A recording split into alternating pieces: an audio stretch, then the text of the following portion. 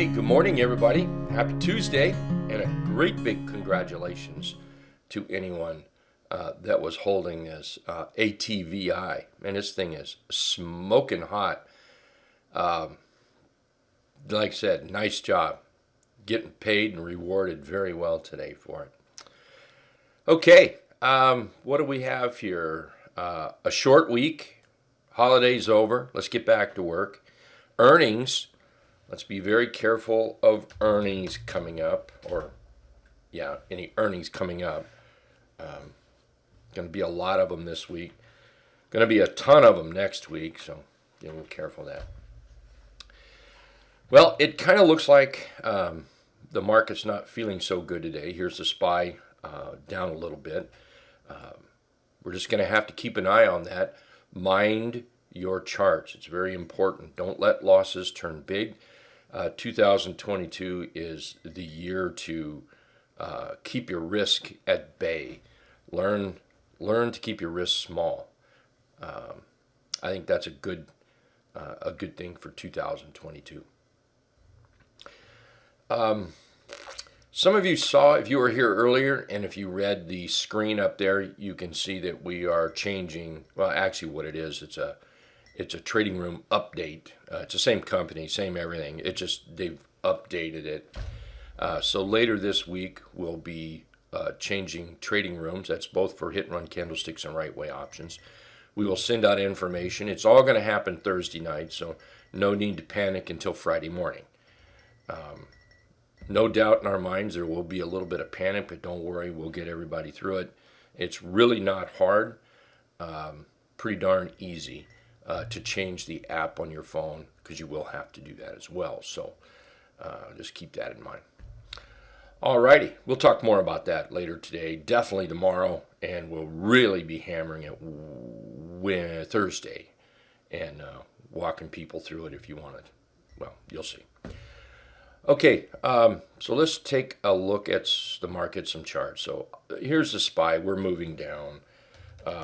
Diamonds, same way, it's moving down. IWM, inside day here. What else? Qs, you can see we're down a little bit today compared to Friday, I guess. I don't know that we're moving down as much as we're down compared to Friday. So be a little careful there. Hey, there is an option. There really is an option here. When the market is like this, which I think, what is this? Garbage. Okay, that's what I think. The market is garbage right now, and there is an option to not play with the garbage. It just not. Sometimes it's a good idea to sit back and let all the warriors go out there and just beat the snot out of themselves. And stepping back a little while. Usually it's not too long before something kind of gives and we get a really, really strong direction. I see the direction is down here, but I'm not convinced that the direction is, like some great big monster correction to the downside. Maybe this is just the slow bleed. Maybe it is. And maybe we do end up, oh, heck, let's go down here. What if we just took these highs and went down 10%? And I don't know what makes that number so big and popular, but here it is right here. And I just have to wonder if that's where it is on the Qs. Is this worth chasing right now? So just remember that there is an option to sit on the sidelines for a bit. So, all right. So let's take a look at some charts here. SQQ, if those Qs do start to drop a little bit, a great way. This is another option to trade Q put or Q short, is to look at SQQ. This is a very viable trade. I find it very useful at times. For those that can't afford to buy the Qs or buy shorts on the Qs, then Look at this SQQQ, $34.90 might be what works here. We've got a rally up. There we have a rally up. Here we have a pullback. You can see that J hook setting up. We do need to get that breakout going out there before the J hook starts to work. But that's part of the setup right there. This is a rounded bottom breakout, and the dotted deuce is right there. Over the dotted deuce, I would suspect. Whoa, that was the wrong thing. There we go. I would expect the 200 period moving average, or at least that's certainly what I would look for a trade. So just running, and I'm looking at, this was Friday, Thursday's candle, that's almost a 24% move up to that 200. So there is definitely room to make some money. The same thing for the SPY. If you think that trading the SPY to the downside is the way to go, whether you're just buying, whether you're shorting the SPY or you're buying short SPY puts, then if those are too expensive, and believe me, they are. This is a lot of times. This is why I choose to trade something like this, the inverse ETF. The inverse of the SPY ETF, or the S&P 500 rather. Take a look at SPXU. And SPXU, you can see where we've got a nice little bottom here. Let me change that color. Nice little bottom right here. We rally up for a high. We pull back for a higher low. And now we're rallying back up. We've got a nice little morning star signal in there. That J-hook continuation pattern, looking like it just might be something. Here's the dotted deuce. It matches up with these highs over here. Again, this is a rounded bottom breakout. And once we clear the dotted deuce up here, I'm going to look at that 200 period moving average. I'm going to take from Thursday's high up. That's 25, 3/4% move in here. So, and I'm not suggesting that's where it's going to go. That's not what I'm doing. I'm looking at a possible swing trade, and following price in this area is what I would be doing myself if I bought this. XOM is a good looking chart. Oil is still rocking. There's tons of oil charts that look good. I could probably spend an hour alone just looking at individual oil charts. Lots of them looking good. Exxon here. This is one of the top oil charts. And you can see here that we've broken out. Very nice. Nice rally up. Simple little flag pullback. 3/8 trap. If you're into the 3/8 trap trading, and if you're not, you should certainly have it in your toolbox. Beautiful setup Friday. I get it. You might not want to trade on a Friday.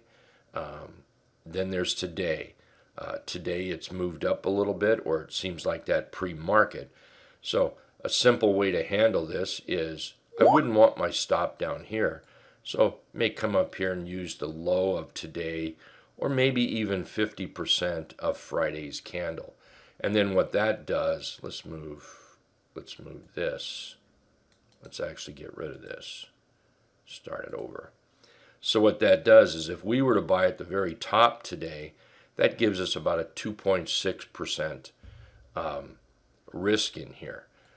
So with a 2.6, 2.7, close to that risk, certainly we can see a move to the upside. You can see how much this has moved already over the history of Exxon here. You can see the moves that it makes, and that's what we're looking for, is to do something like this. And why couldn't it get up there like that? So let's just come up here and, $80. Seems reasonable. You can go through some magic Fibonacci ways to get there. You can You can measure this to this, or, you know, there's all sorts of ways of doing it. Throw chicken bones on the table, whatever works for you getting it up here. Bottom line, what it's all about is entering a chart, a nice bullish trending chart, putting a stop in just in case everything goes haywire, and then from there, trade price on the way up. Taking profits on the way up is important. And then, you know, you see a candle that makes you nervous, makes you question your trade. Don't question your trade. Get out of the trade. Just simply get out. There'll always be an opportunity to get back in. May not be right here, but there'll always be an opportunity. BTU, talking about a hot trade here. I kind of like this. This is setting up pretty nice, and I think there can be some awfully good money on this. I'm going to rearrange a few things here. Let's move this up here. The only reason I'm not picking the top is just trying to be a little conservative. That's all. So I'm just going to put it right there, and let's move this up to here. And it looks like we're opening up high, so let's move this up to right there. So I see the possibility of about a 39% trade. I'm kind of wishing it pulls back maybe right in here. So I'm kind of wishing a nice little 39% trade. But even if you got 30% out of it, bought it right in here, bought it, if it was bought, we shouldn't use that. Yeah, let's just do this. There we go. If we're bought right in here, a good stop would be halfway of Freddy's candle, I think. And because underneath that, you're not going to be happy. I see this so many times. I see, somebody said, well, I'm going to put my stop down here. Let's get rid of all this. I'm going to put my stop down here at these lows. What the hell? That just makes no sense at all. And what happens is the stock starts moving down. Now you become a chartist. Oh my gosh, we've got an evening star up here, and now panic city sets in. Panties are all in a wad and everything. What the heck? What's the stop doing down there for? So look at the chart and think of the possibilities to the downside. And seriously, where you're not going to like that chart? Well, really, I'm going to hate this chart below 13 bucks. So that's where my stop would be. Pretty simple. Yeah. And so now we've got a 39% possible trade up here. Watch price, trade cautiously. And remember, you don't have to be in anything until the market is set up correctly for you. CG might be a nice short. CG's moving down here. We've got a bearish H pattern setting up.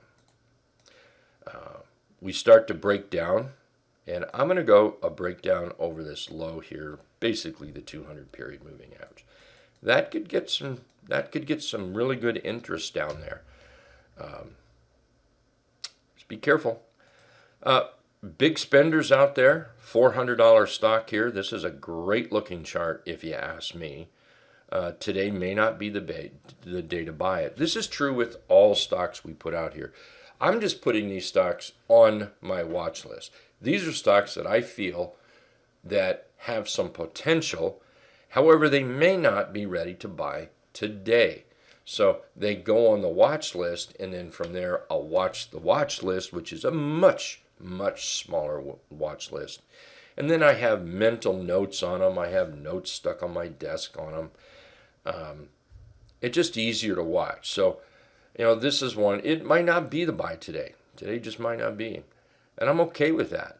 I'm going to wait. I like the chart, and now I'm going to wait. I'm going to wait in the bushes for this little varmint to step out just right, and then wait for those buyers to step in to show me that there's someone else hanging around the bushes looking at this thing, and then let's just jump on that. So right now, I would have to say below 393.50. I'm not going to like this at all. I'm not interested in buying it. I may be interested lower, but it all depends on what the chart pattern looks like. If we start getting bullish here, I'm seeing we'll call it 490, a little over 23% trade. Target, looking a little short if you ask me. Poor old Target. Don't know why that red line's there. There we go. So let's do this. Target, there's Friday's low right there. We start getting below that. That could be a short. We bounce up, and as long as we stay in the bear trap area, so right now it's going to have to stay below that line for me. So what could happen? Maybe the bulls get a hold of this, and then the sellers come back in here. That might be a good short setup. The short setup also is on failure to the downside. With this downtrend, 50-period moving average has rolled over. 50 is just about to cross through the 200. To me, there looks like there's some movement to the downside, maybe 166 here. Let's put Ford up here. Now I'm currently long Ford. Bought this late in the day, Friday. Currently long Ford. Ford looks like it's moving higher. This is a beautiful chart. Not that it's Ford. Take Ford out of the picture. Just look at the chart. What a gorgeous looking chart. This is what I want to look for all the time. Man, look at that. Just take a look at that 50-period moving average trending. Take a look at the 17 EMA trending with the humps and bumps, but it's a faster moving average, so that's okay. Now that we've broken out right here, Ford is setting up. It's been moving sideways, just kind of chopping around. Beautiful 3/8 trap. There's no guarantee Ford is going to work out. There's absolutely no guarantee that any trade is going to work out. This is why it's so important to put those stops in and limit your risk. 2002 is the year for limiting risk. Nobody should have big losses in 2022 from a percentage standpoint. If you bought $100,000 worth and it moves down 5%, well, from a dollar standpoint, that's a lot of money. But from a percentage standpoint, not so much. So 2002, the year to keep your stops working, keep your losses limited. You'll be amazed what that does for you, for your portfolio. So anyway, I'm kind of thinking back below the T-line because that's why I like this chart. It's doing a T-line run. We've been in this 3/8 trap on and off for several days here. We're in it today with a market that's looking pretty sad for the open. Ford's holding up pretty good here, so we'll keep an eye on that. To AMAT, I believe that's the last one, yeah. AMAT is a terrific looking chart. I love the idea that we've broken out over that line right there. That makes sense for a stop, so we'll just paint that red. This makes sense for a buy area and taking profits following the chart on up. If you're into watching the weekly chart, then you can see that this is trending up. You can see that we've got a bullish engulf. You can see that we've got an inside day. You've got a nice 3/8 trap here on that weekly if you're into that. Great looking chart. Absolutely great looking chart. All right, ladies and gents, and Byron. Good morning, everybody. Again, we'll talk more later today about the new trading room. It really is painless, and we'll talk more about it today, even more tomorrow, and a whole lot about it Thursday. And the big change will be Thursday night. So Friday, both hit and run candlesticks and right way options will be in the new rooms. I'll share that out with everybody. All righty, we'll see everybody about the market open. Okay, take care.